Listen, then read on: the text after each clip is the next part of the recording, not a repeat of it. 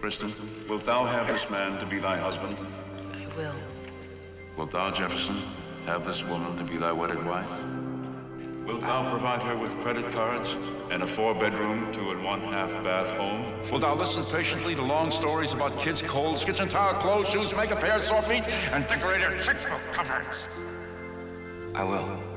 I pronounce that Kristen and Jefferson are husband and wife. In every married life, there are certain key phrases that ignite the imagination. What's for dinner tonight, sweetheart? You don't like fish? I love fish. It's just a little overwhelming to have, Grouper. It's grouper. What are you going to do with your life? Question is, what can I do? You have a BA in advanced languages. What was your minor? Elizabethan poetry. Let's not fight. You're not sleeping in this bed. Oh, really? Anywhere but in this room or in this bed. So what do you want me to do, huh? Tell me. My parents are coming over this evening. This is good, Jake. You're quite a barbecue chef. What is this? Is this dirt on here? If I tell you something, will you promise not to get mad? Okay, I promise I won't be better. I stopped taking the pill.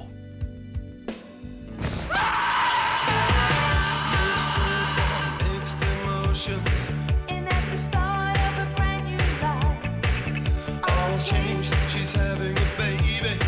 You're growing up now. You're settling down. Kevin Bacon, Elizabeth McGovern, in a new film by John Hughes. It's been 48 hours since our last coition. My temperature's optimum. I'm ovulating. I have the pillow set up in the position. You can watch TV if you get bored. Here's to successful fertilization. She's having a baby.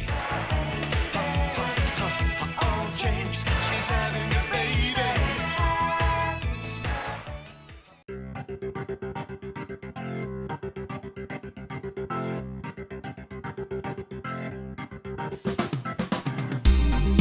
Hello, I'm Katie, and welcome back to Retromade, your pop culture rewind.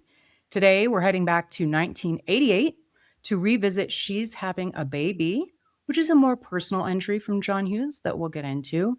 This time, he steps in as both writer and director, one of the 8 where he does do that.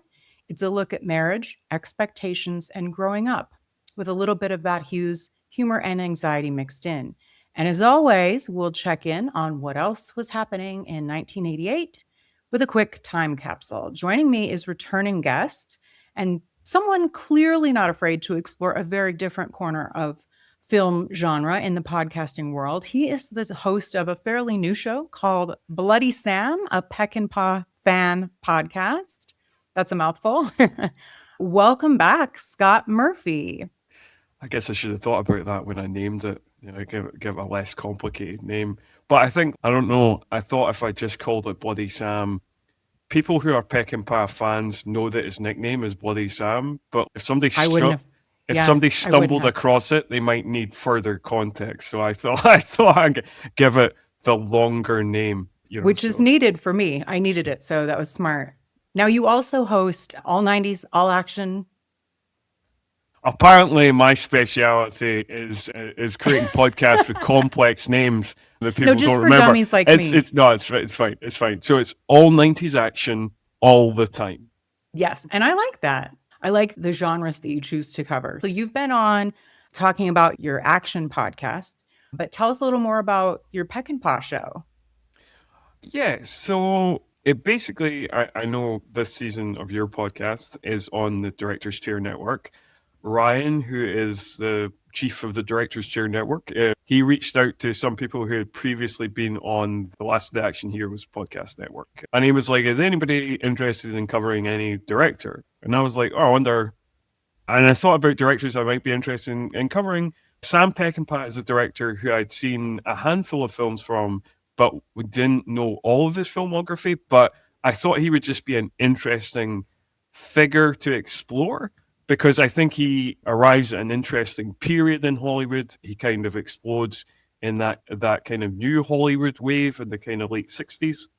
Okay. And also I thought he'd be interesting to cover in the kind of current climate, because Sam Peckinpah is a director who very much from the outside you might think is like the very embodiment of toxic masculinity, what we call toxic masculinity right now. But the reason I enjoy his films, or certainly enjoy some of his films, is because I feel that while he is the embodiment of toxic masculinity in some ways, he also satirizes toxic masculinity and masculine codes and that kind of bullshit as well. So he's like Love this it. interesting. I find him a fascinating figure. Well, I am glad that you're doing it because you're introducing me to him. I was completely unaware of his existence. I don't know what that says about me, but everywhere you can find podcasts, you can find the Peckinpah podcast. It is also on the Director's Chair Network, as Scott mentioned, as this season of John Hughes is. So if you're listening to this on Retromade feed, go check out the Director's Chair Network. It not only has this season of Retromade covering John Hughes, but it has some really interesting coverage of other directors that typically aren't the super, super big hitters that everybody covers. So some of them, you'll know most of them, but they deserve a little love. And so go over there and check out some really interesting coverage and some great movies, good discussions. So, and if you're listening to this on the Director's Chair Network, come check out Retromade. Last season, we did Patrick Swayze and Kurt Russell. Now, I think we need to set the stage to get into the 1988 frame of mind, Scott. I know you were just a wee one, probably in 1988. I was. Yeah? I would have turned 3 in the September. Yeah. So I'm getting my excuses in early. So, again, want to mention, as I mentioned on the previous 2 appearances, I am Scottish, so a lot of your American references go over my head. And I was 3. I wasn't, for most of the year, I wasn't even 3. I didn't turn 3 to the September. So, like, Okay. I hear you. I was a little bit older. I turned 7 in August of the year. So I have a few years on you. I will say we did cover on this season some of the categories on the Retromade trivia wheel in the Great Outdoors episode. So go check out more trivia and coverage of the Great Outdoors if you would like. But Scott, if we come to a category we've already covered, we'll just spin again. Cool. I'm going to spin on your behalf. And let's see what category we come to.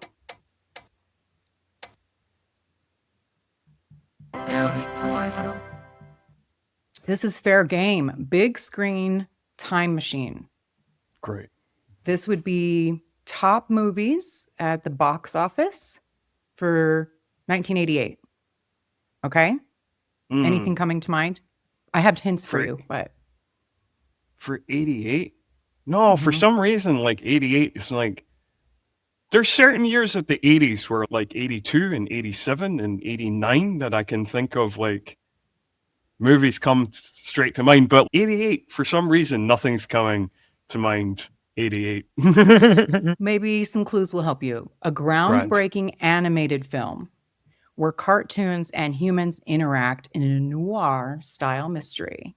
Oh, this was my favorite film as a child. It's Who Framed Roger Rabbit. I love that film. It is. I remember going to the theater in our town, like the matinee showing of it. I can vividly remember that. Loved it. Second one, a comedy about an African prince who travels to America to find a wife. Coming to America. I'm a big Eddie Murphy fan. Are you? Okay. Yeah, I love Eddie Murphy. I'm not, I don't like dislike him, but I'm not a huge fan, but I love Coming to America. That is such a good movie. Yeah.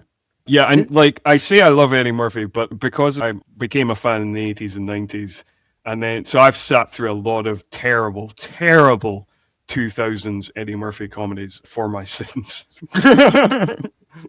I hear it. Yep. Boomerang, I also remember being really good for some reason, or maybe I was just at the age where I liked that. I'm not sure.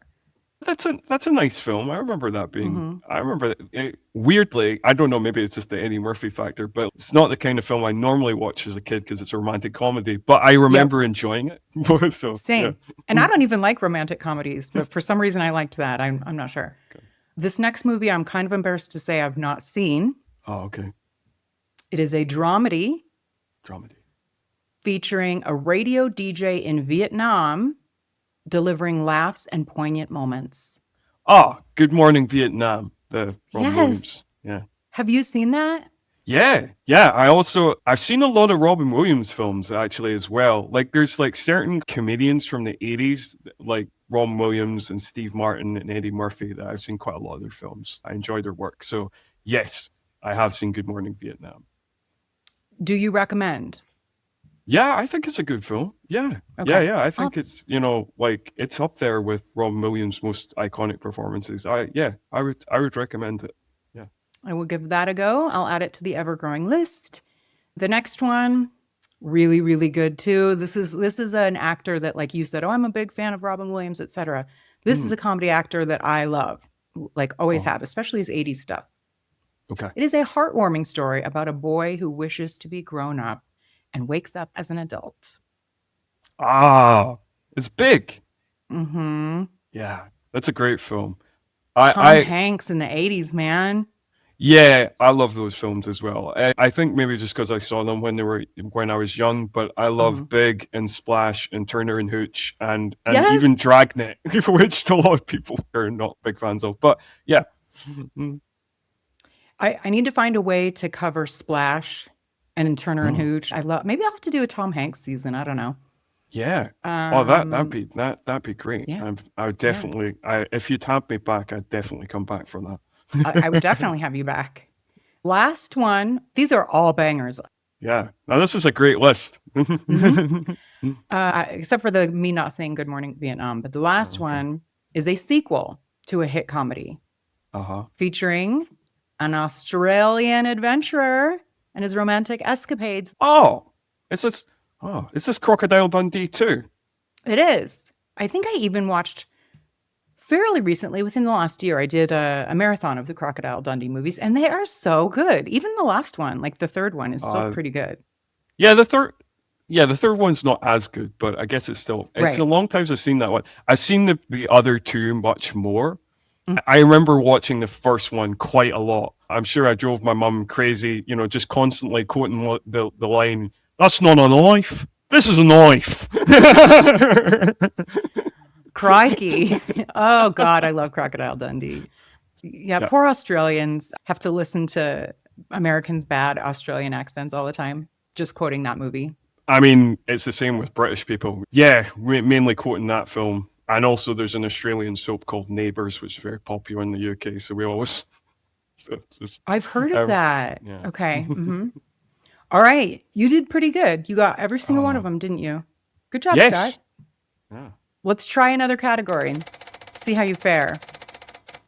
Yeah. No.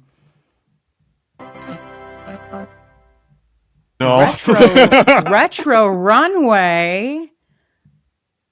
So this is trends, fashion, etc. 1988. I don't think I know fashion trends from my own time, never mind from before my time. But let's see how badly I fail at this. Scott, have you seen movies? This tells you everything you need to know. I guess that's true. Okay. Okay. This one's pretty easy, I think.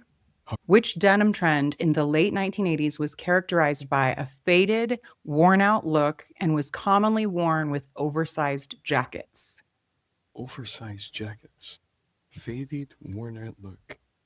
It's a type of jeans. I feel like I should know this. You will know it. It's blank jeans. Like it's like a treatment that the jeans have gone through to look a certain way. The treatment makes them like faded. Okay. Kind of worn out looking. This might be stupid, but is it something like stonewash or something? Or something? That is very good. That is a thing. And it's not the right thing. It's not the right thing. It's very similar though. This is acid washed jeans. Okay. You've heard of this, right? Yeah, I have. Yeah. Okay. Now, what practical yet controversial accessory from the 1980s became a staple for both men and women, featuring a small pouch worn around the waist? And to my dismay, these have come back. A small pouch worn around the waist. Is this, do travelers also often wear them? Is it like a traveling thing? Yeah, but people would, yeah, like instead of a purse, and even men would wear them. You can picture like also those like nylon, like I've got an jumpsuits. idea in my head. I think we call them something else in the UK. Okay. Is it a fanny pack? Is that? It is a fanny pack. Oh my God. Yeah. Yeah, we don't call them that in the UK for very specific reasons. But Does fanny mean something else there? yes. It does. It doesn't mean what it means in America. So we call them bum bags, is what we call them. Yes. Because fanny's a ruder term in the UK than it is in the States. It's interesting. I love those minor differences. Yeah, but they're like in the last however many years, like basically the same thing. It's just people wear them around their shoulders now, and I hate it. I don't like this. Okay, look. I didn't realize they'd made a comeback. Because Yeah, I I don't know, think of maybe them like- as very much part of my younger childhood, but they kind of faded out. But yeah, You know how all the horrifying trends come back, like mullets Yeah, and these like- fanny back. There's just like a slightly true. different spin on it. You yeah, know? that's true. I don't know if it. Yeah, I wasn't sure if it was a Kiwi thing or it was like a kind of fashions coming back thing. But I've seen a lot of mullets on younger men recently. Yeah, it's not a good look. Let me tell you what. Yeah. No. All right, let's find one more question for you. You're Cool. doing very good. I'll try and keep you 10 out of 10 here. Okay, I think this is easy, but Okay. which classic sunglasses style popularized by films like Top Gun and Risky Business became a fashion statement in the late 80s with a distinctive frame design? Top Gun. What did they wear in Top Gun? Is it aviators they wear? Or Ray-Bans? Or I can't remember. It says Ray-Ban Wayfarers and Aviators. I'm not okay, certain what Wayfarers are, but yeah. I'm not Ray-Ban sure what Aviators. I understand what aviators are, like the things, but like I'm not sure what wayfarers are. But okay, good start. I did get that right. It's in the You book. did. All right, Scott. Would you like to do one more category? Sure. Or- I'm kind of sweating now, but I know, but yeah, You're on a roll. That's why I asked him. Like, do you want to quit while you're ahead, or Oh man, you're rolling the dice? classic game show mistake. Okay, I was like, that's really on the line. Boombox bangers. So this should be easy, sort of songs, right? Yeah, but again, I was very young, and again, the UK charts are very different to the US charts, particularly in this era. They are, but wouldn't you say like the top 50 are all kind of the same? Just take The top take 50? different- No, I wouldn't say. No? Because I mean, some bands are like, for example, just to give you a '90s example. Okay. Like in the UK, Oasis were like the biggest band in the country in the '90s, and they'd be like, what in America? I don't know, top 50, top 100. I don't like. No, they're when not, when like- Wonderwall came out, I think that was number one here for a while. Like they had Okay, number one okay. songs here. Okay. Now there is one exception, just like an artist that just did not cross over, that apparently is huge there, not here. Robbie Williams. We don't. Yeah. We don't know him. Yeah, fair enough. Yeah, he was huge in the UK and in Europe, like in the late '90s, early 2000s. He was massive. But yeah, I mean, like there's just some acts that don't. For Yeah. example, I know that like because I'm a rock fan, like in the '90s, even though they come from the UK, Bush had quite a few hits in the US and did almost nothing in the UK. Oh my gosh, I loved Bush. That was my very first concert ever. Was Yeah. the Bush concert. I mean, Gavin's handsome too, so that always helps. I guess he's You know, these are pretty big. Like you hear them on radio years after they Sure, were yeah, a of hit. course, If of they remain popular. yeah. So we'll see. Number one song, 1988, really good one Okay. with a good video too. Which 1988 hit song? I'm going to try and rephrase it to make it harder. Oh, okay. Hit song features a famous riff and helped solidify his solo career after his success with Wham. Faith, George Michael. Yes. Yeah. See? Very Okay. good. Okay, that is a pretty big song. Yeah, that would have been similarly massive in the UK. So Now, the next one is an Australian band. So, okay, up for grabs. The name of the song became their biggest US hit in 88, and it featured a sultry groove and iconic vocals of their lead vocalist. Michael Hutchence is the lead vocalist. Yeah, no, I know. It's Name of the band? INXS. Yes. INXS is the name of the band. It's like, is it like Need You Tonight or something tonight? It is Need You Tonight. Yes. Great song. Great song. Yeah, yeah. The next one is a former Beatle released this hit, marking his major comeback with a catchy feel-good track. Catchy feel-good track. Former Beatle. Is it McCartney? It is not. Harrison. It's got to be George Harrison then. With? I do know what it is. I can picture the video. Fuck, what's the name of that song? Dun-dun, dun-dun, dun-dun. Yes, I've got my mind set on you or stuck on you or something like that. Got my mind set on you. My humming is not helpful, but okay. There's two more. I think you're going to get them. I think you're going to get 100% here. This song became a viral meme decades later with its unforgettable line. Oh, is it Never Gonna Give You Up by Rick Astley? How did you know that? Oh, because Rick Rolling was like, I'm prime early 2000s internet culture, so Rick Rolling was massive. See,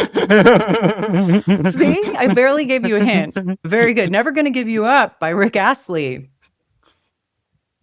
Boy, I don't even know how to describe this song without giving it away. Iconic guitar riff.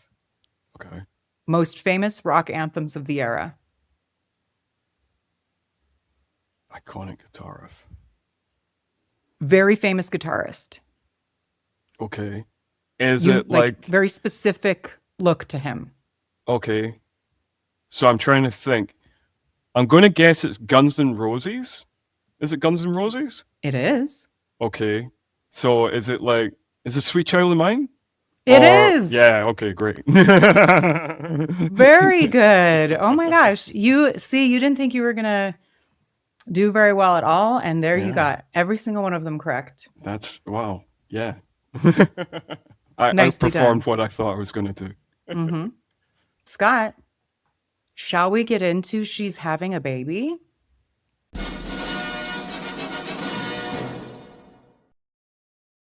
She's Having a Baby was released February 5th, 1988. Had you seen this before? No, I had not seen it before. I kind of don't think I have either. I might have caught maybe a few pieces here and there, but I think this was my first viewing as well. So if you are listening or watching and you also have not seen She's Having a Baby, it follows a young couple, Jake and Christy, as they navigate the early years of marriage, balancing career uncertainty, suburban expectations, and the growing pressure to start a family.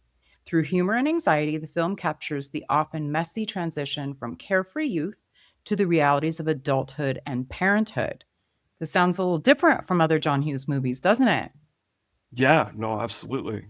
Definitely a different track to, a lot of his films, which are either kids' films or they're teen films. They're not a lot of more adult films.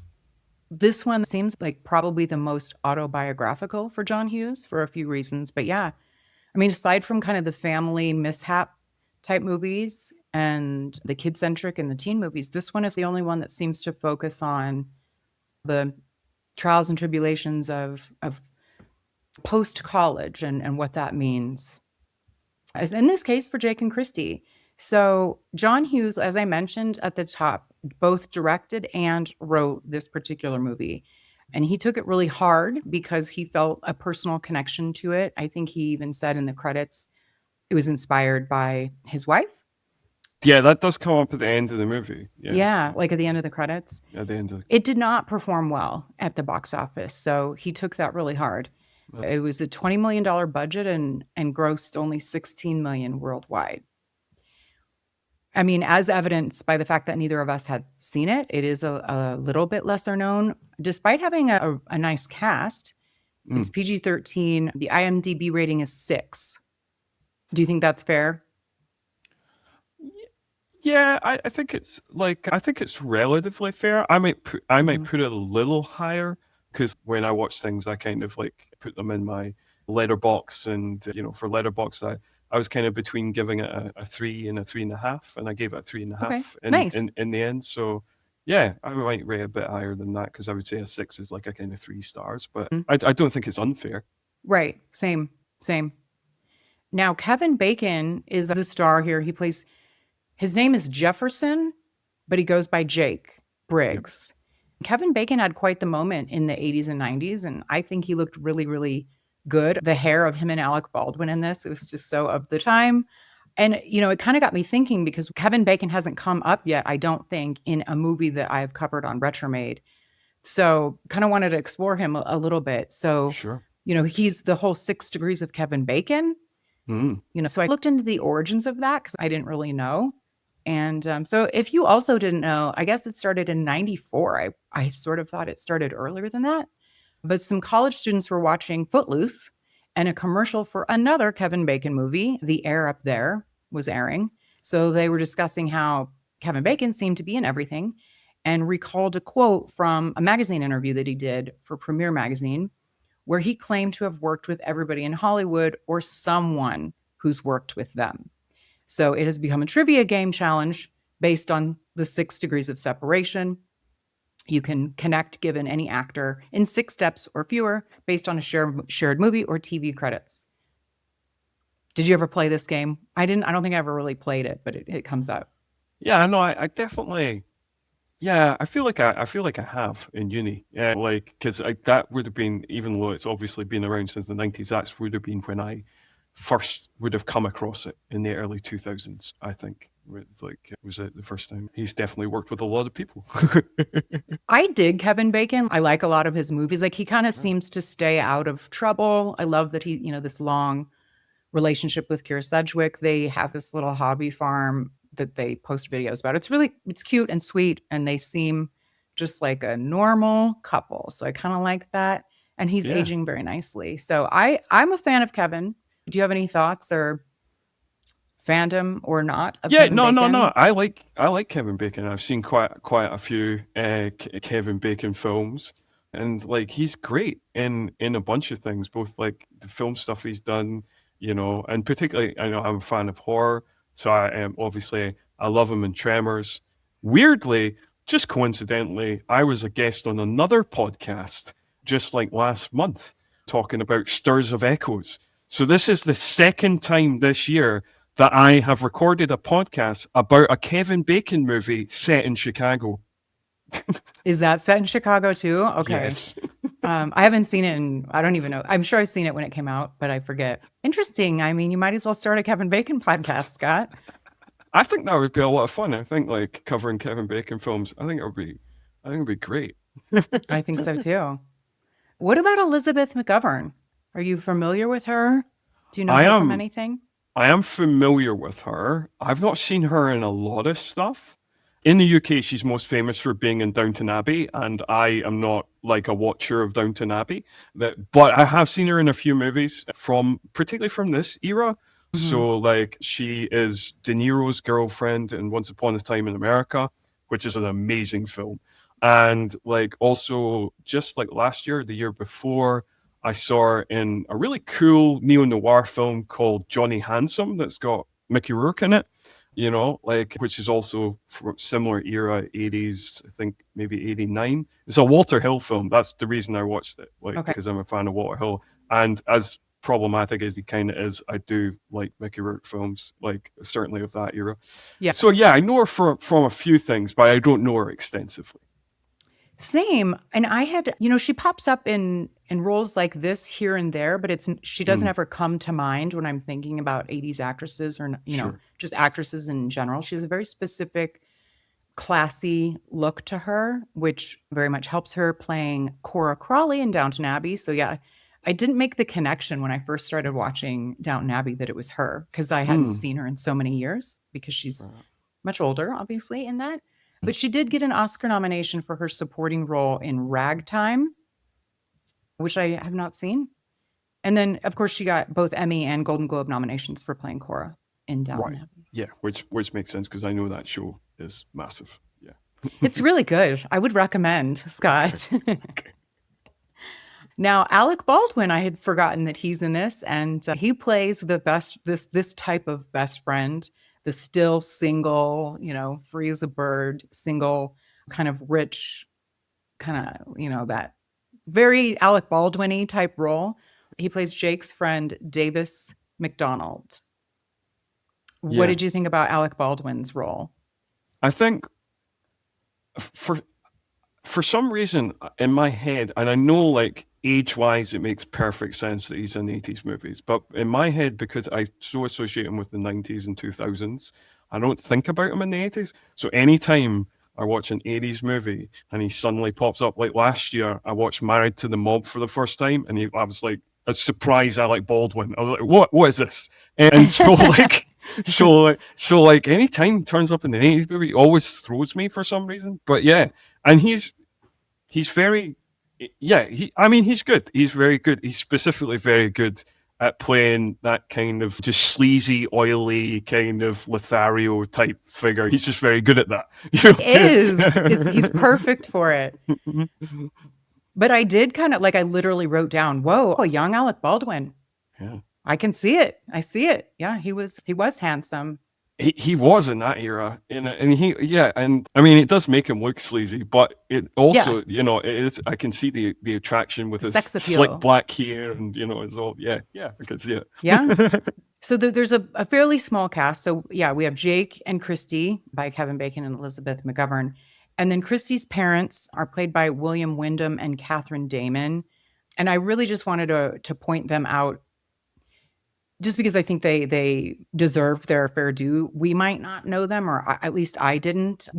If you watched the show Soap, I'm aware Catherine of this. Damon. I'm aware of this. I'm aware of the show, but I never watched it. I might have mentioned this before in the previous episode because he does have a cameo in Planes, Trains, and Automobiles. But the thing I know William Wyndham from is he plays Dr. Seth Hazlitt in Murder, She Wrote.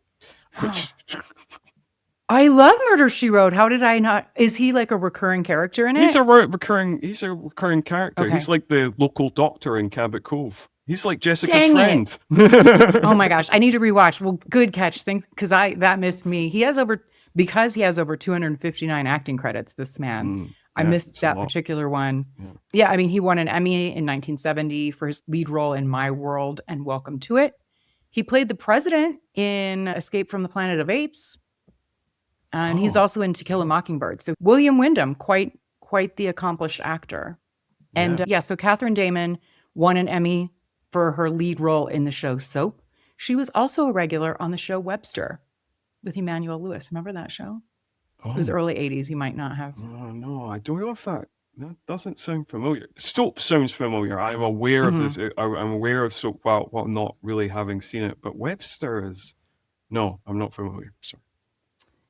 It maybe was just an American show. It was like these two, it was kind of, and I can't think of his name now either, but he was like a football player, I think, turned actor maybe, like Chicago, like Midwest sometime. Anyway, this white couple adopts a black child. That was very much a thing in the 80s. And Emmanuel Lewis plays the kid and he's cute. And that's the show.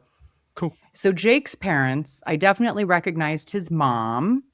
Did you recognize his mom, Holland Taylor? Yes, but watching the movie, I couldn't immediately think of where she was from. I just was like, I just know I've seen her face in a bunch of stuff. Yeah, she has a very specific look to her, that old money, very put together type lady. She was nominated 10 times, including one win for her roles in The Practice, The Lot, And she played the Harper's mother in 2.5 Men. Right. That's a lot of people would know her from that. Also in Hollywood and The Morning Show, which is a pretty recent show, I think. I mean, like tons of credits. Bosom Buddies, The L Word. She actually played the dean in Saved by the Bell, The College Years, if anybody remembers her from that. I didn't remember specifically from that, but I did watch that as a kid. Same. I know. I'll have to go back and look. And I guess there was a show called Somerset in the 70s, where she played Sergeant Ruth Winter on that in 234 episodes. Wow. Okay. So Holland Taylor. And then James Ray plays his dad, which I don't think he's super well known. He has a lot of one-off episodic TV credits. Cool. No, I didn't recognize him at all. Yeah. But there's a ton of other familiar faces I suppose you recognized, like other John Hughes universe people. Anybody in particular stand out to you in the cast? Yes, I did spot a few people. Edie McClurg, who has the famous car rental scene in Planes, Trains and Automobiles. Paul Gleason, who was the principal in Breakfast Club. Yeah. And then there's the God, I can't remember what character he is, but like the guy, he's got that kind of interesting face. Larry something, is it? Larry Hankin. Yeah. The skinny guy? Yeah. I recognize his face. I can never remember his name. Sorry, Larry. But I know I've seen him. And then when I looked him up, and then I was like, oh, I know him from Friends, and I know him from like Billy Madison, I know him from other John Hughes movies. So actually Larry Hankin, was he I think he was the cab driver in Planes, Trains, and Automobiles? He was. Also? That's what he was. Yeah. And you and I covered that. I think were you my guest on Planes, Trains, and Automobiles? I was. Which kind of shares a universe with this movie because it does, because the opening scene where the taxi cab raced. Yeah. Where they're both chasing after the same cab. We'll get into that in a little bit too. There's another connection. But yeah, Edie McClurg, like the redhead, Larry Hankin, and John Astin, who's also was in Some Kind of Wonderful. So he was the other like male neighbor, like at the barbecue when they're talking about who I most know from the Beverly Hills Cop movies. Yes. John Ashton, Larry Hankin, and Edie McClurg play their suburban neighbors. Paul Gleason, as you mentioned, he plays the guy who Jake interviews with in order to get an ad copywriting job. Which he completely lied about, and they hired him anyway. I love that. Yeah. You know, because it shows that he can sell himself well. That's like, I guess, like that's just... He didn't though. They were like, we looked you up, and everything on here is a lie, but you clearly want a job, and you'll work for nothing. So yeah, that's true. You know, that's true. The job market must have been not very competitive at the time. No, probably not. It was the late 80s. It was before any stock market crashes or anything like that. The other ad exec who hires him, I looked that up, and he's played by Dennis Dugan, who's the director of Happy Gilmore. He did look familiar, but I didn't he was that guy to me. Yeah, that's funny. Lily Taylor, this is her film debut. She's in it just for a brief second. She's the lady, the receptionist at the medical clinic that he gives his sperm sample to. Oh, yeah, right. Lily Taylor. Yeah. Is that... Oh, I recognize that name. She's in a lot of things. I love her in Mystic Pizza, also from 1988, actually, or 89, maybe. I don't know. Oh yeah, I know who you're talking about. Yes, yes, she's a great actress. I love her. If anybody's into horror movies, she's in a great 90s vampire flick called The Addiction, which is directed by Abel Ferrara, the same guy who directed King of New York and Bad Lieutenant. And I would highly recommend that. The Addiction. It's very underrated. More people should see it. Check it out, everyone. I'm not a big horror person. I don't know. Very specific genres of horror, like subgenres I'm into, but... Yeah, it's not super gory or anything. It's not. It's more atmospheric. It's all shot in black and white, and it leans more in the kind of atmosphere. I would say. Okay. But I have quite a high tolerance of horror because I've been watching it for really several decades now. So I don't know. Maybe I'm not the best person to judge. Scott also has a New Horror Express. Yeah, that's is that your right. show? That's right. Yeah. That ran from 2018 to 2024. There is 185 episodes for you to check out, still up there if you want to. Dang, that's quite a few. I will say, hope you caught a certain stunt man in this that is in a lot of action movies, since you know you're all 90s yes, action. All the time. I did. I'm always very excited. There's certain kind of stunt guys or people who are in a lot of action movies who are just faces you recognize. But yes, what the thing that confused me about this scene, so the person we're talking about is Al Leong, who has a very distinctive look and very distinctive facial hair. And he turns up in this movie as a fashion photographer. And I thought maybe because there's a bunch of like dream sequences in this movie or fantasy sequences. And I thought they were going to do something with that. And there was going to be like a mini action scene or something with him. But no, he's just a fashion photographer. And once this photo shoot is done, he like walks off and that's it. And I was like, oh, okay. An interesting change of pace for Mr. Leong. You're right. He's very specific looking. You cannot miss him. Now, I bet you I'm the only person, because I watch these through the credits, because that's just who I am. But also I'm always waiting for, sometimes there's a post-credit scene or something, right? So there was a credit scene in this, which we'll talk about. There was not a post-credit scene. But by watching all of the credits through, I noticed someone that popped out at me. So because I covered Patrick Swayze last season, love him, read his book that he wrote with his wife. He was just like so dedicated to his wife, whose name is Lisa Nemi. And she played one of the models in that photo shoot. Oh. Like, you know, when he has that freak out, it's like a baby diaper photo shoot. And then there's also models there. She's one of the models. Yes. Patrick Swayze's wife in this. Oh, so, okay. Right. Yeah. Stuart Copeland did the music for this, and I think this is the first time that I have seen him in any of the movies that I've covered. Are you familiar with Copeland's work? Like, I'm not massively familiar with his film score work, but he is a member of the Police, right? He is the drummer for the Police. Yes, I didn't know that. So yeah. So I'm familiar with his drumming work for the Police. Yeah. So then he, I guess, parlayed that into, you know, doing compositions for film scores. So he did Wall Street, 1987. Men at Work, 1990. Good Burger. And then TV shows like The Equalizer and Dead Like Me. That's Stuart Copeland. Nice. Actually, I think on the Action podcast, I covered one film that had a Stuart Copeland score. I think it was...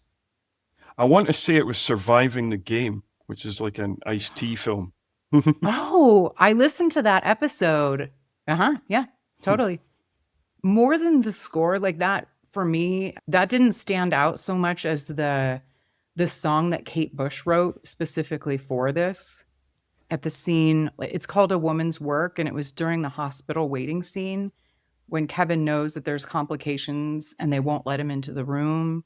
And then we're seeing like memories of them flash back kind of through his eyes. And the song is it really helps turn up the emotional volume. Oh, and I just want to say that I think genuinely, if we're jumping to that scene, genuinely, I think that sequence and him in the waiting room and the way it's lit is one of the most beautifully directed sequences of John Hughes' entire career. And that song, that Kate Bush song, just absolutely crushes the emotion. I don't care if you like. I've got, you know, I'm quite happy to admit I cried during that sequence. It is engineered to make you cry. Like it's you know, weaponized to make you cry. It's such an overwhelming scene, and it's so beautiful. It genuinely heartbreaking sequence. I should be crying, but I just can't let it show. I should be hoping, but I can't stop thinking of all the things we should have said that we never said, all the things we should have done that we never did, all the things that you needed from me, all the things that you wanted for me, all the things I should. I couldn't have said it better myself. I wanted to bring it up in the music section, but I know that kind of spoils the movie for you. they have a baby in the movie. Yeah. She's having a baby. Yeah. But yeah, we see Jake realize, we'll kind of get through the movie, but he has a hard time.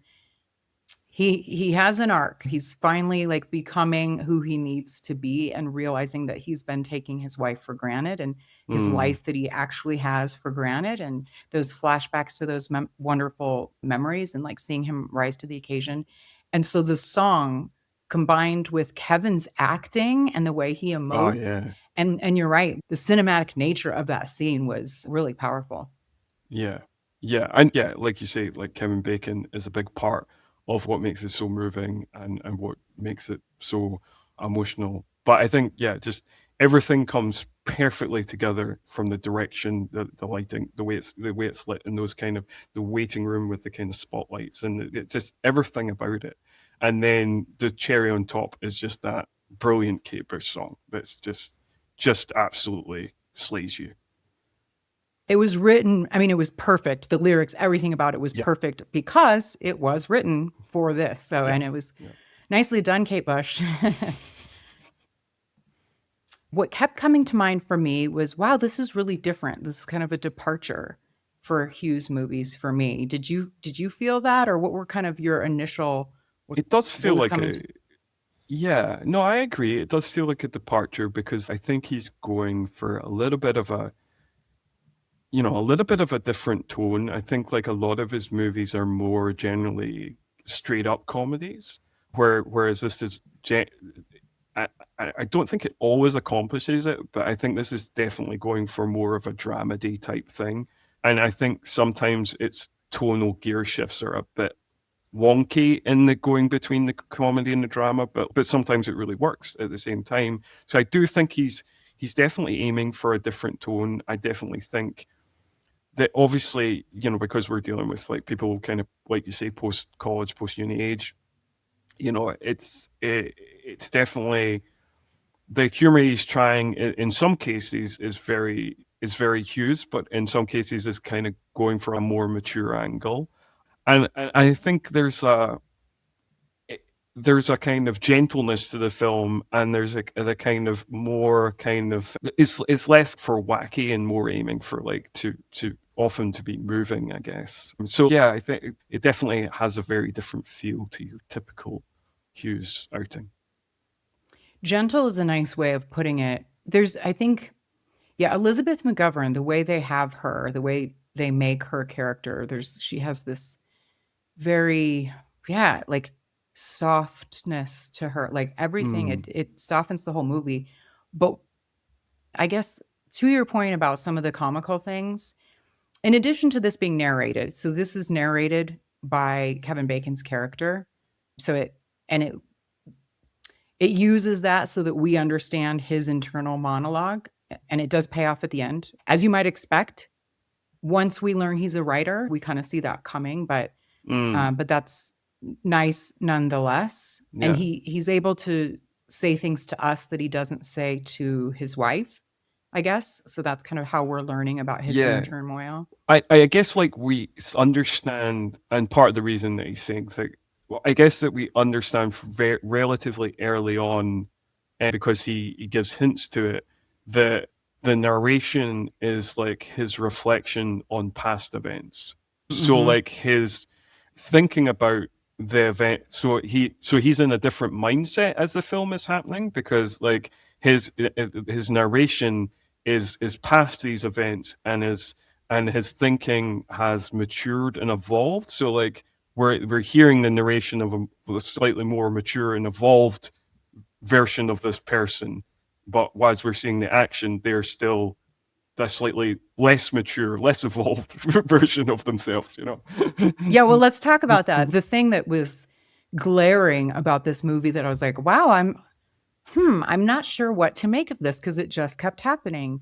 All of the fantasy sequences and exaggerated imagination vignettes, like almost cartoonish, Yeah. It reminded me very much of Scrubs. I don't know if you ever watched Scrubs.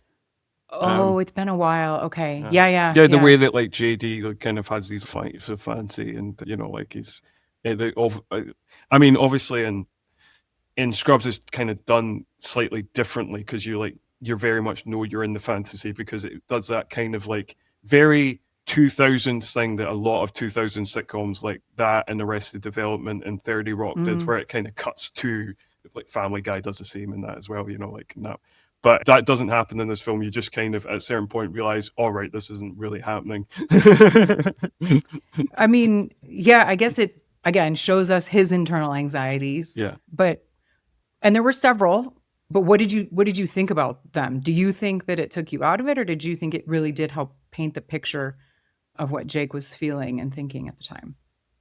I think it helps. I think there's certain moments of the film where I think it depends on the moment of the film.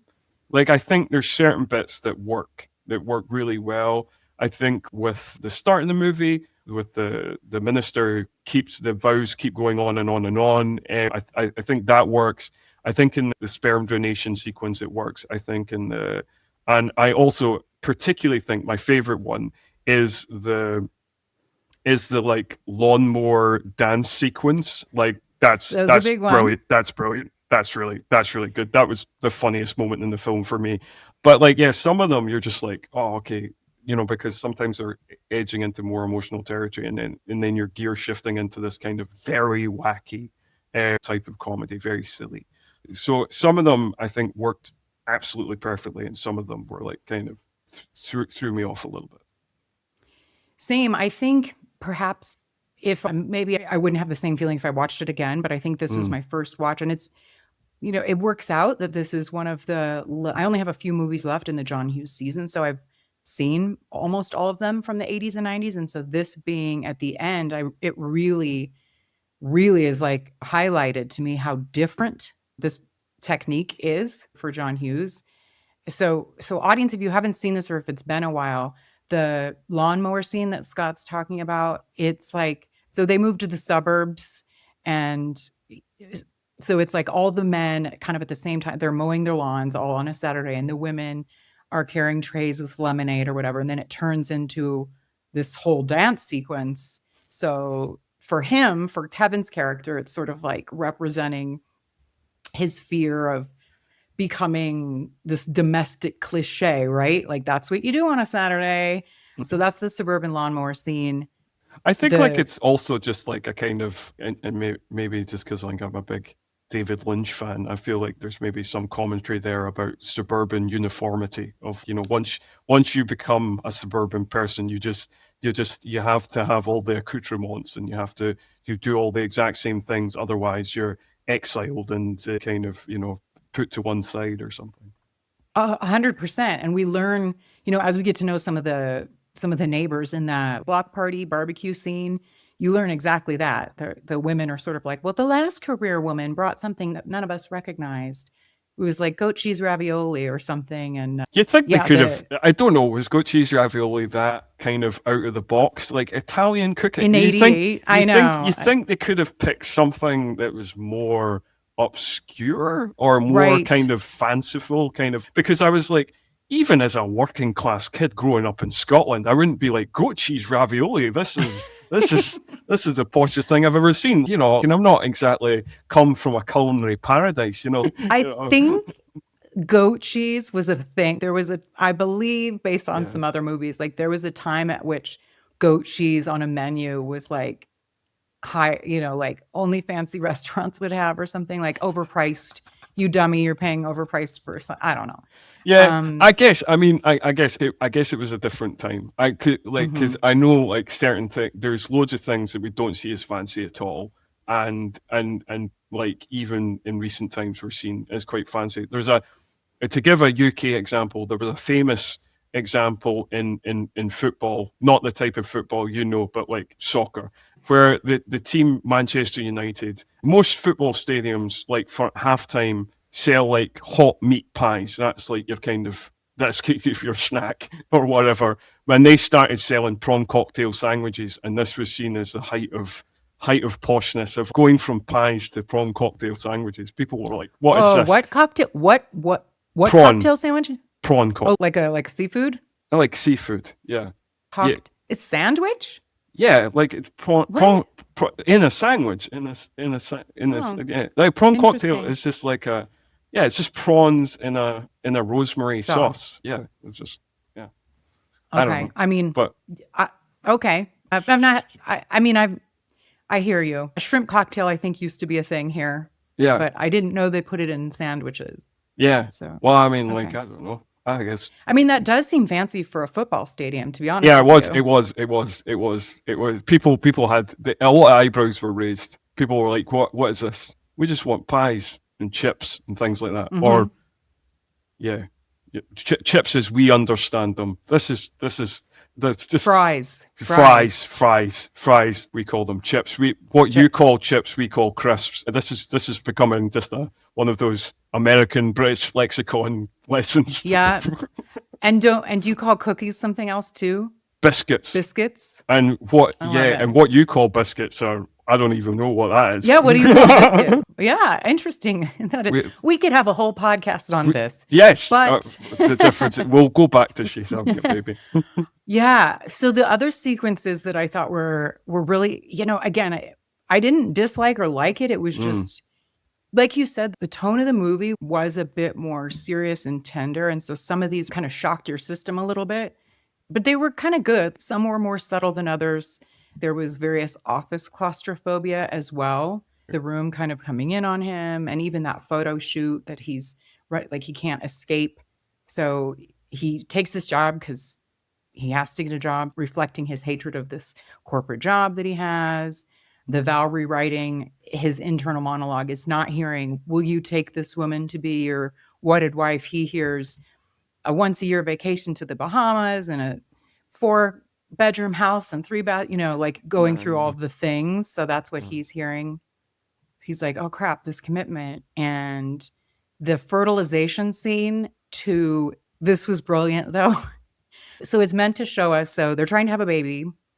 And apparently when you're trying to have a baby on purpose, sometimes that act can be very mechanical and not romantic at all. Scheduled sex for conception. And she even says, you can watch TV if you get bored. I love that. But so this scene is set to Chain Gang. All the men working on the chain gang, like that song I can't sing. These are the things that are happening in this movie. And I can't decide whether or not I think it is helpful or not. I like that we're seeing it in like a more symbolistic way. He's not saying it, but it's just different. I don't know. Yeah, I think the only you're saying like is the scene helpful? I think it kind of is, but I think like it could be better. I think if it was made today, maybe it would be made better, because I guess this is a little personal, but like I went through IVF or whatever, it didn't work, but I think for couples like who try something like that, it can take the romance out. And I think the one way to make the scene better and make it helpful is like to visualize that, but also not just make it from the man's point of view, because it's similarly mechanical for the woman. The woman is like, so the way it's presented in the film is the woman is like the wife, Christy, is like up for it, and she's like ready to go and kind of like, come on now, and the guy's like, oh god, whereas for both parties it can be very difficult, and I think that's what would have improved the scene if it kind of highlighted more that it's not just placing it all on the guy and what the guy's emotions are, and kind of spreading out the emotions that are taking place. That is a really good point. See, we have a man bringing up women's issues. I love it, Scott.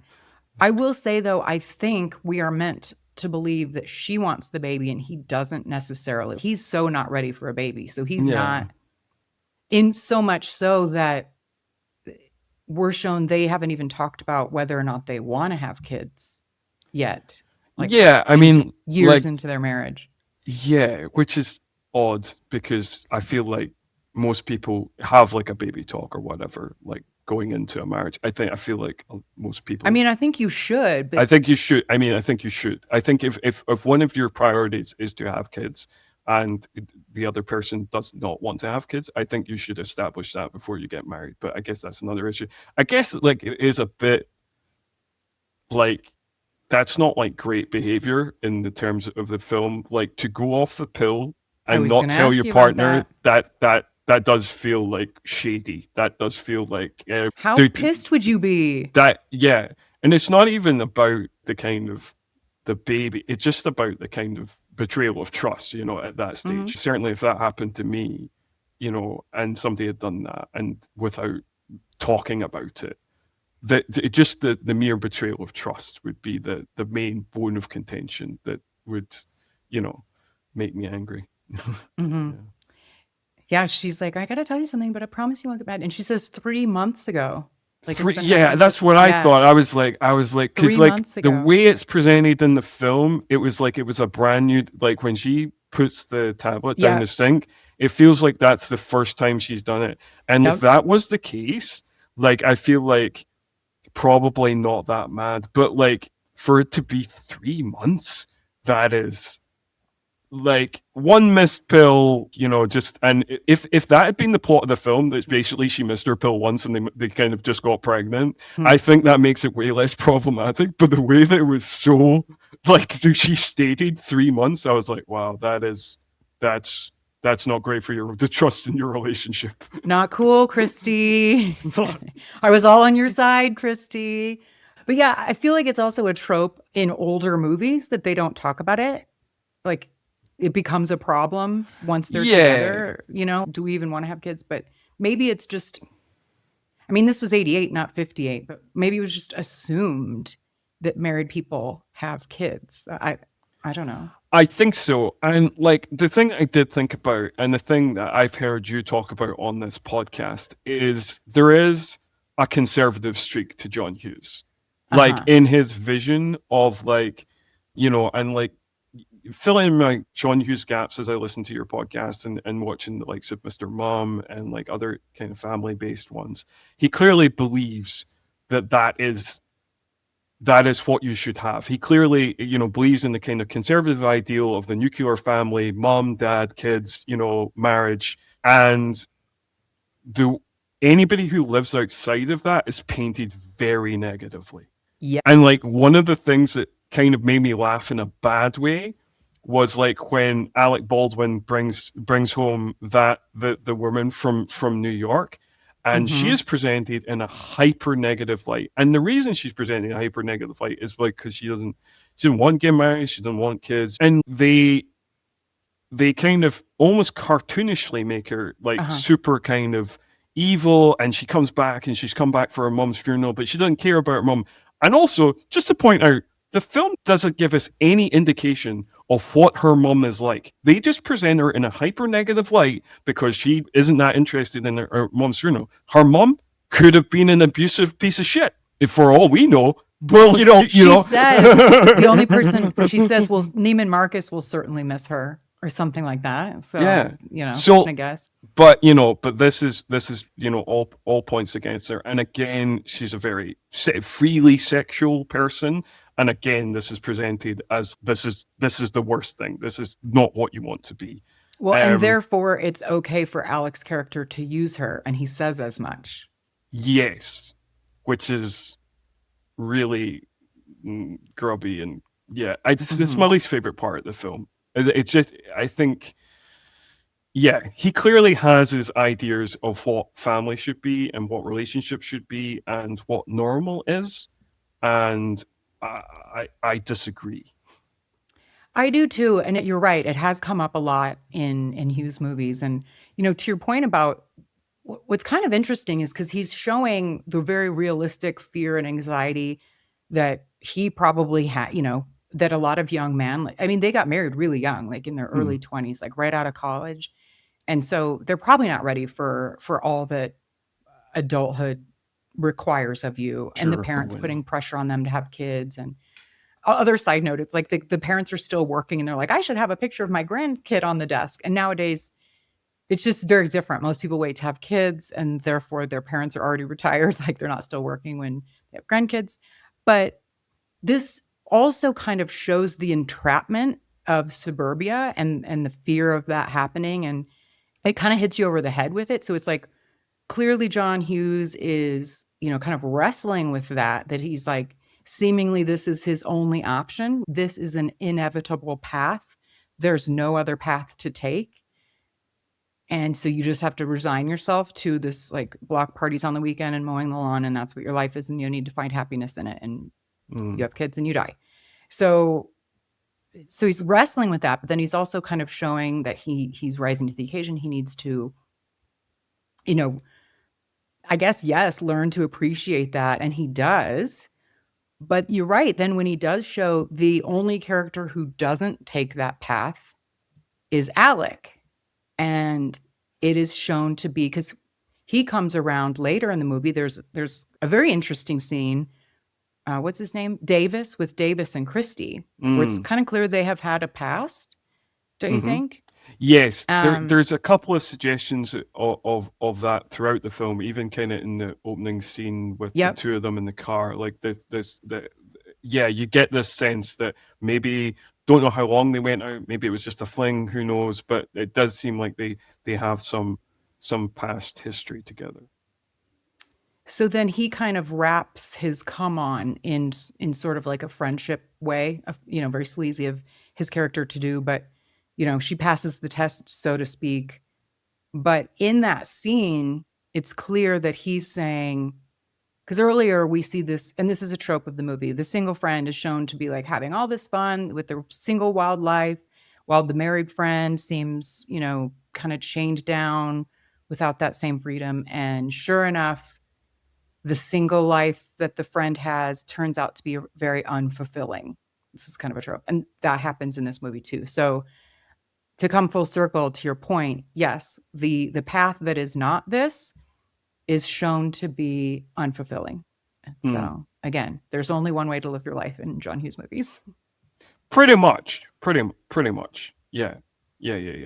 And like you have pointed out several times throughout this podcast, any woman who is single and or childless is seen as like just the worst. And he definitely has some hang-ups there that are definitely, yeah, it's interesting. I'm kind of getting doing this season has been a little surprising to me. I guess I didn't know. I mean, I'm certainly not like an expert in John Hughes, but I love a lot of his movies, and so I chose to tackle his films from the 80s and 90s, and it has been an education for me.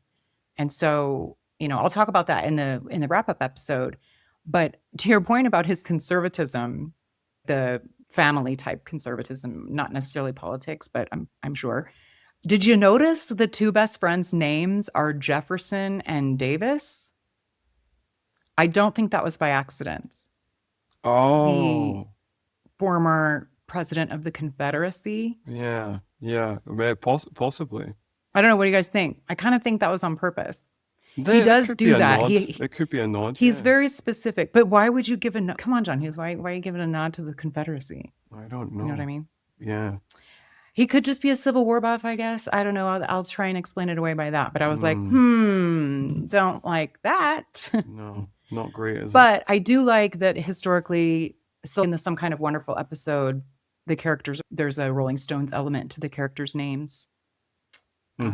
So he's got a signature with naming. He's also got a signature with license plates on the cars. And I missed it in this. All of the movies have the initials of the movie that they're in. Right, yeah. And so this one was SHAB was on their license plate. She's having a baby. Oh, nice. So that's a signature of little trademark Hughes.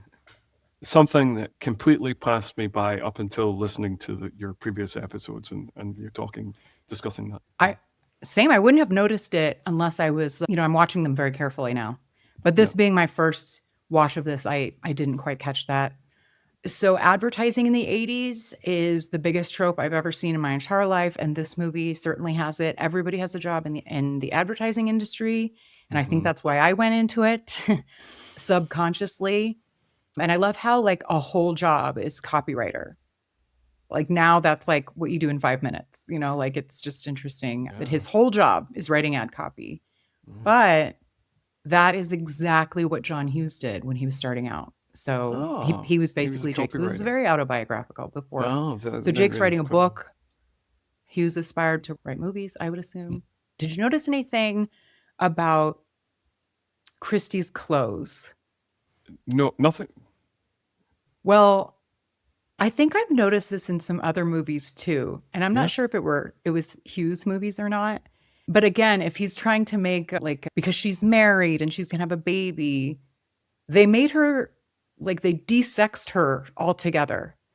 Like they did Elizabeth McGovern so dirty by Right. the clothes they put her in.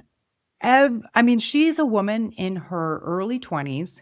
She's beautiful. I'm sure she has a gorgeous body, but everything she wears is as if she's 65 years old and it's super frumpy, prudish kindergarten teacher looking. Yeah. You know what I mean? No, I do know what you mean by that. Yeah, she What? is. What? She is given a very kind of because you do forget, like she is given a very middle age, like like you say, she's got to be in her like her early 20s, but she dresses as she's at least 50 or whatever. Yeah. She's never not in something horrible. So I'm like, dang, poor Elizabeth McGovern. So I do think. do you think that was on purpose to make her seem like? I think so, because like to go back to the scene where Davis brings the woman from New York, like her reaction to that is like, get her out the house. She's disgusting, kind of thing. So I think the movie does suggest that the character is quite prim and proper and quite buttoned up.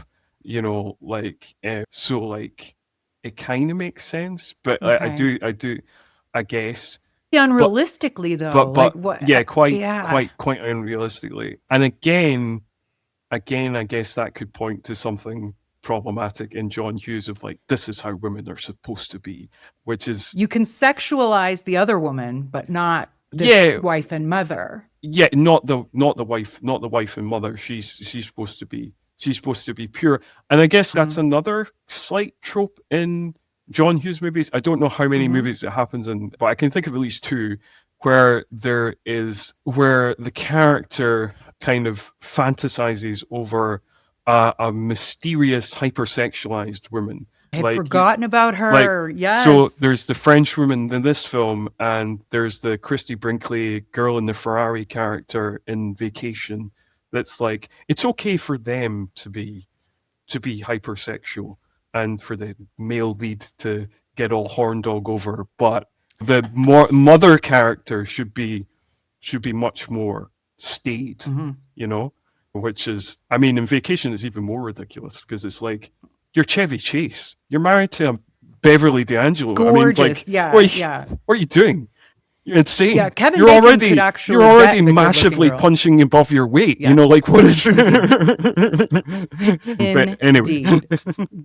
That kind of reminds me of like mobsters. Not that I would actually know, but in mob movies and TV shows, they kind of say, I can't do that with my wife. That's why I've got my girlfriends or, my side chick or whatever. They can't, it's like I don't know, it's a weird thing. So it's sort of put in this movie too.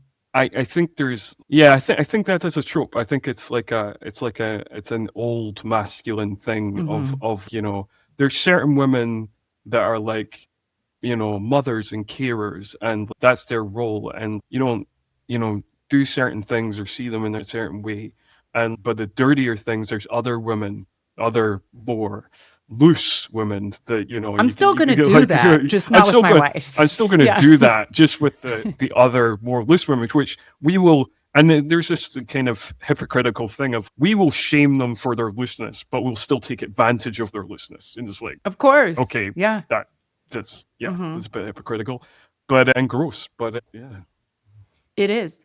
I'm so glad I've forgotten about the mysterious fantasy. She's kind of a throughout the movie. He has fantasies about her. Mm-hmm. At first, because the first time he sees her they're in a club. And again, Christy is wearing like a business suit to a club. Yeah. I'm like, what is happening? But they're in a club and Kevin Bacon's dressed normally, like a normal early 20s guy, but okay, I'll get off that. This woman, though, he sees her in the club and then she kind of follows him into the bathroom and then they have subsequent fantasy scenes. I thought at the beginning that he really did see her and that subsequent scenes he was imagining her. Or has she been imaginary the whole time? Yeah, I wasn't sure. At first, because the way it's presented, obviously, at first he sees her across the club, and then we cut into a fantasy sequence where it's basically just the two of them in the club, like looking across the rail at each other. And then you're like, okay, maybe that's just maybe the whole thing's a fantasy. Maybe he's just imagining seeing a pretty girl or whatever. And then the bathroom scene happens, and then I'm like, oh, I guess she is real, I guess. And then again, like you say, when she subsequently see her, then I thought, well, maybe he's just imagining that. But then they have the conversation in the Natural History Museum, and then I was like, is she real then?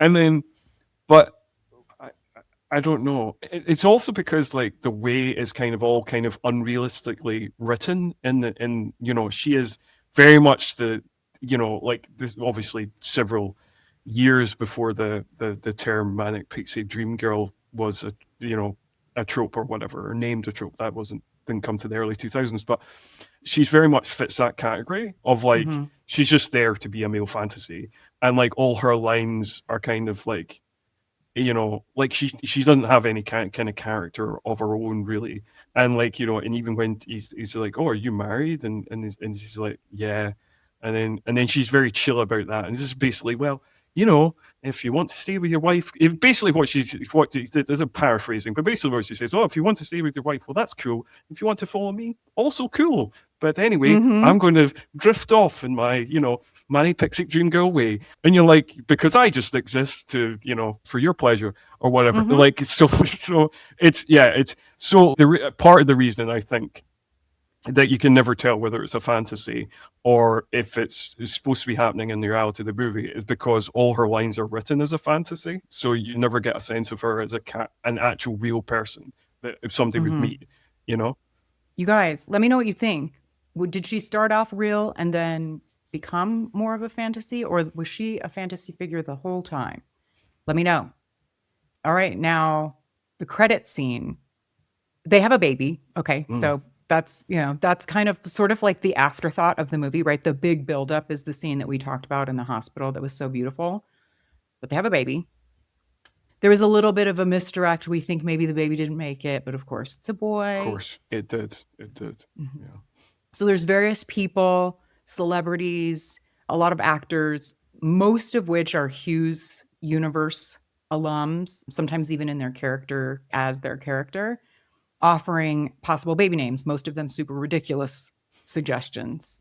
Did you have any favorites or anybody that stuck out to you in that sequence? There was probably like 30 people maybe. I can't think of the names, but I do think the standout, just because he thought of such weird names, was Dan Aykroyd. Like his just riffing on coming up with all these odd names, which feels like a very Aykroyd thing. He seems very adept at coming up with just wacky names for characters and stuff like that. So Aykroyd was a standout, and it also was funny that Aykroyd and John Candy were clearly on the set of Great Outdoors. Yep.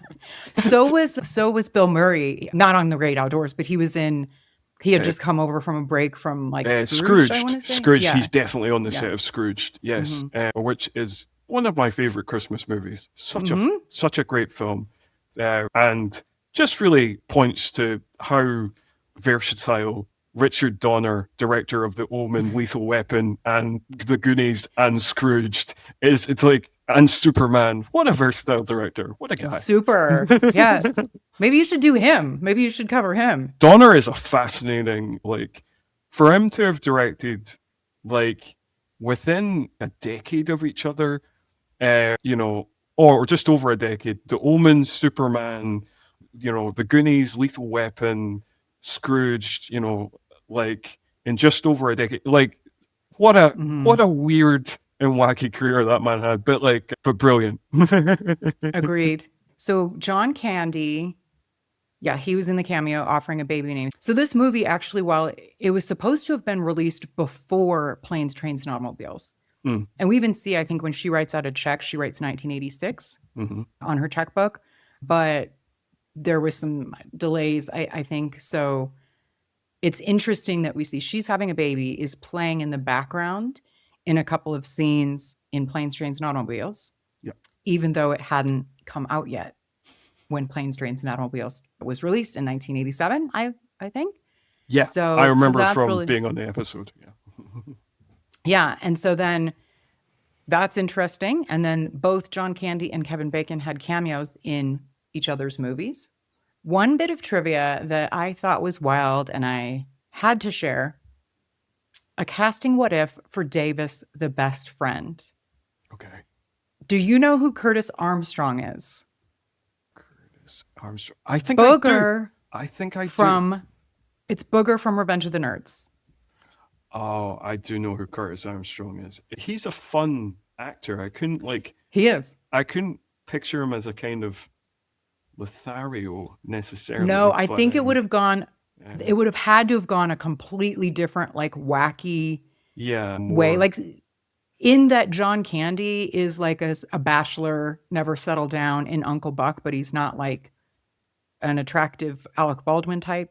You know, it would be sort of more like that, I guess. Yeah, I guess it would be more like that. Also remember Curtis Armstrong is in a very funny John Cusack comedy called Better Off Dead, which is quite a dark comedy at points, because John Cusack plays a suicidal teen, but it's actually way less depressing than that sounds. It's been a while since I've seen it. I think that Alec Baldwin was the perfect Davis. I mean, I feel like I think he works. Could have been written for him, but I just thought that was a wild alternative with Curtis Armstrong. Like you say, it would have been written very differently. I can only imagine. Yeah. Was there anything that we didn't discuss that kind of jumped out at you, or that you noticed and wanted to bring up about She's Having a Baby? We covered my favorite kind of fantasy sequences and stuff like that, and yeah.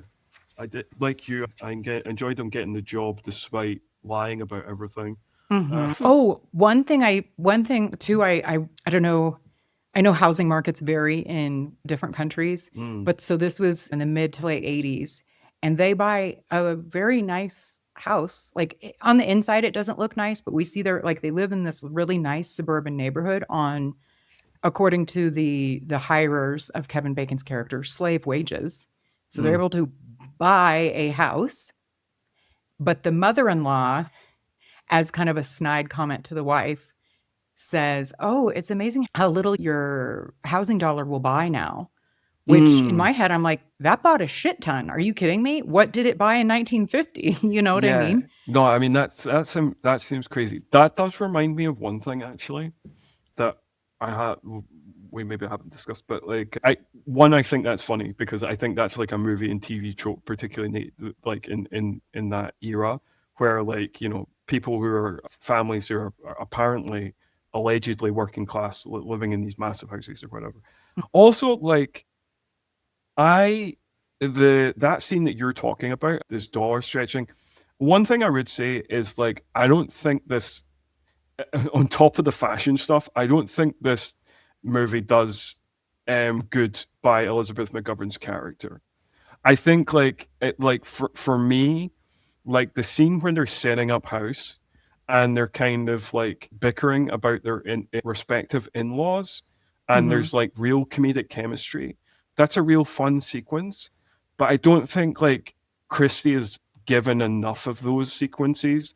I think you were saying, she's kind of set up as this kind of very responsible, very prim and proper, very buttoned up, very mature kind of mother type, almost from the off.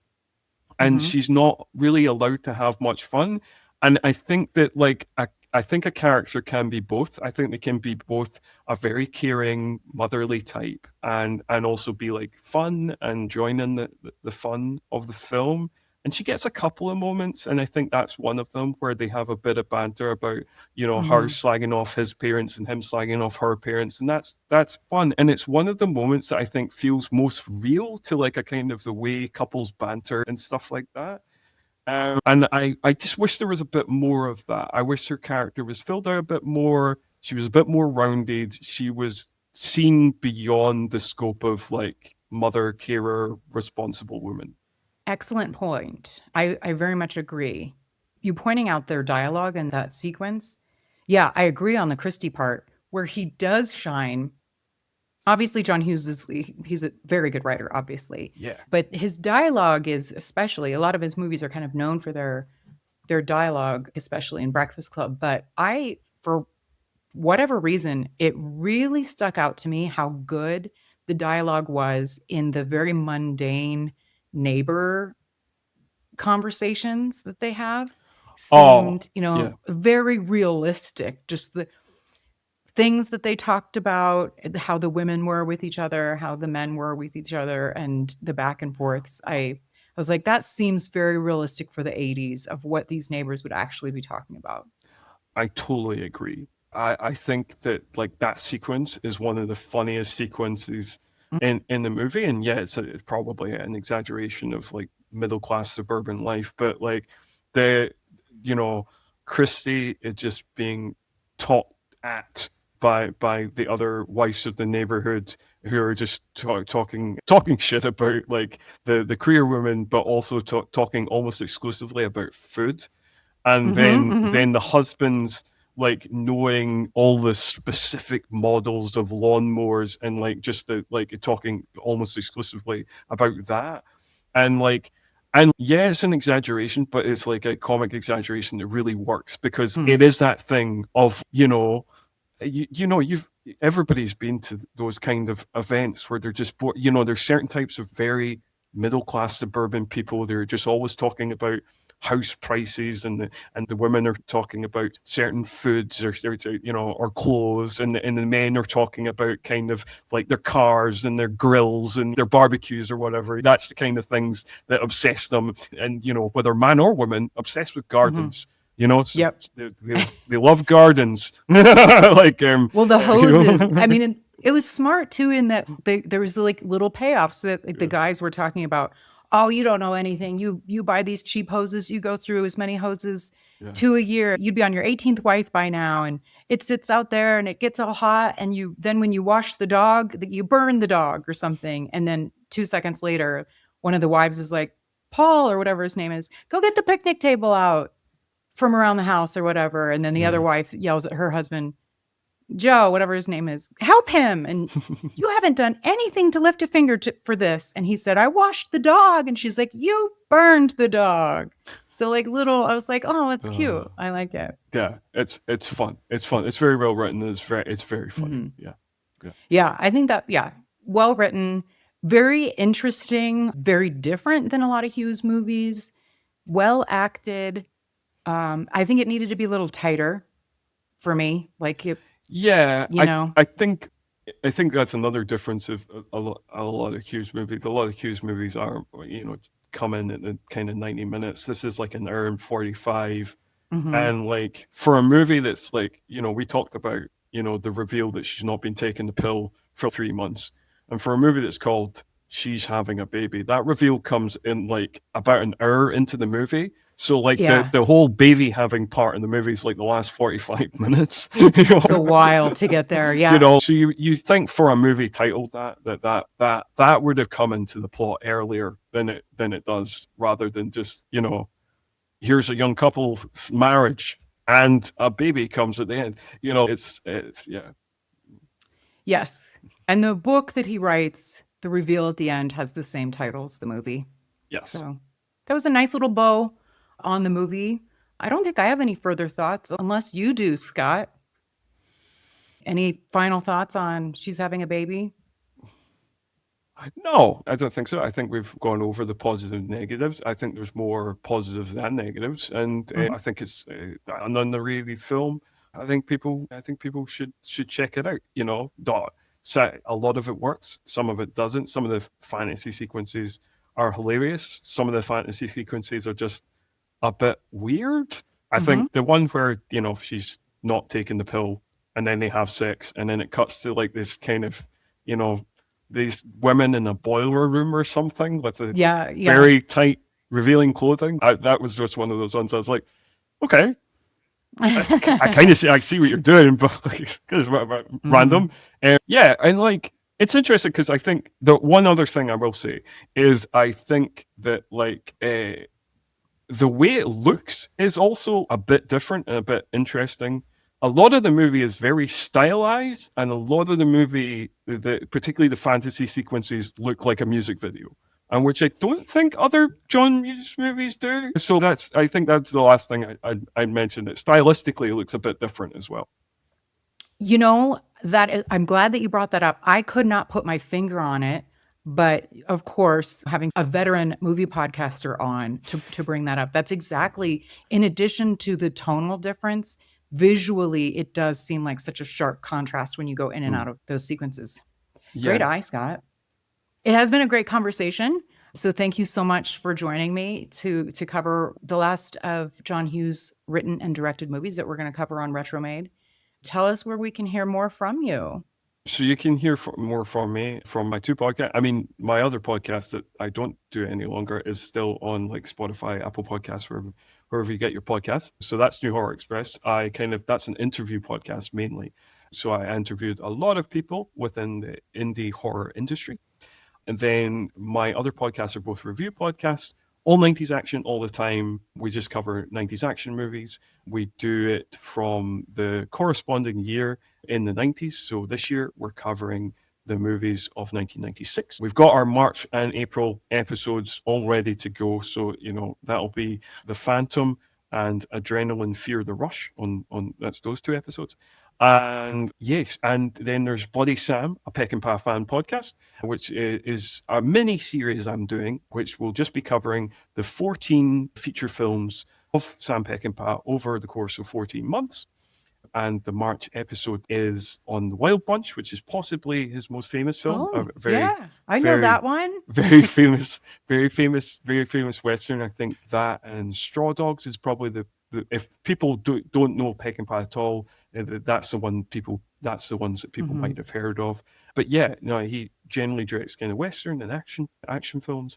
There's 3 available episodes. Maybe by the time this episode goes out, there might be 4 available episodes for you to listen to. All 90s action all the time. I think we've got maybe 75, 76 episodes, something like that. Yeah, Dang. Yeah, we got quite a few. And and I mentioned earlier, New Horror Express is totally complete now, but there is 185 episodes, so just lots of things. Binge away. Lots of things you could listen to if you want to further delve into my podcasting. Awesome. Well, I will have Scott's links in the show notes so that you can easily check out his podcasts. But yes, this is our look back at She's Having a Baby and a Slice of 1988. If you have thoughts on this one or where it lands in the Hughes lineup, send them my way. And if you're enjoying the show, I really would appreciate if you take a second to follow, rate, and leave a quick review. I haven't gotten one in a long time, so I would very much appreciate you going on over and leaving a review, at least a 5-star rating. So that would be most appreciated. And until next time, be kind, rewind.